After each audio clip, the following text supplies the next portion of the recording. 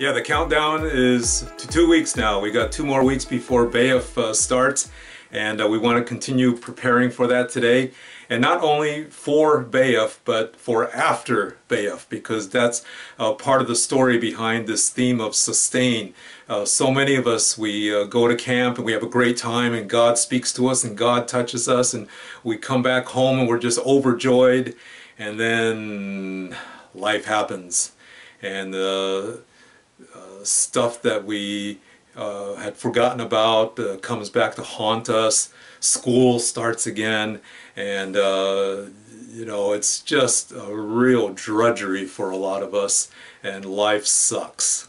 And you know, we think, oh, where did God go? I mean, why did all those things at camp disappear? And you know, why am I just the same way that I was before? Well, I want us to look at this story in Genesis 41 today, as we continue to look at what's going on with Joseph, and to see that you know, God doesn't stop. God keeps acting in our lives, but sometimes we forget to respond.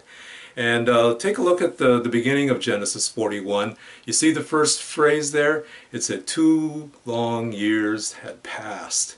And the cupbearer had forgotten to tell about Joseph, and Joseph is still in prison. And then the Pharaoh has a dream, and suddenly the cupbearer remembers about Joseph, and he tells the Pharaoh that there's a man in the prison who can interpret dreams. Now, can you imagine if they had come for Joseph and said that the Pharaoh wants to see you, and he has a dream and he needs you to interpret it? Joseph could have been pouting. He could have been saying to himself, why has God forgotten about me? These 2 years I'm just sitting here in this prison going nowhere. I'm just going to die here. You know, he could have told the messenger, tell the Pharaoh to forget about it. I'm not coming to help him. But that's not what Joseph did.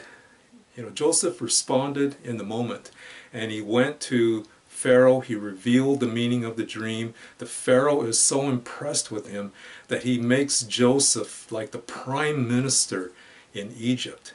And so Joseph has risen from slave to being in jail to being helpful to the warden, and now he's like the prime minister of Egypt. Yeah, you know, Joseph could have taken another route. He could have just forsaken God, forsaken opportunities, but he took advantage of what God gave to him. And you know, after camp, a lot of times, you know, God puts different circumstances into our lives. God calls us to do certain things or to act in certain ways, and we just shun it. We say, forget about it, I'm not doing this anymore. And then we wonder, you know, why isn't God moving in my life like he did at camp? You see, we have a responsibility to act just as much as God has his way of coming into our lives. And so as we have our devotional time this week, I want you to read that story in Genesis 41.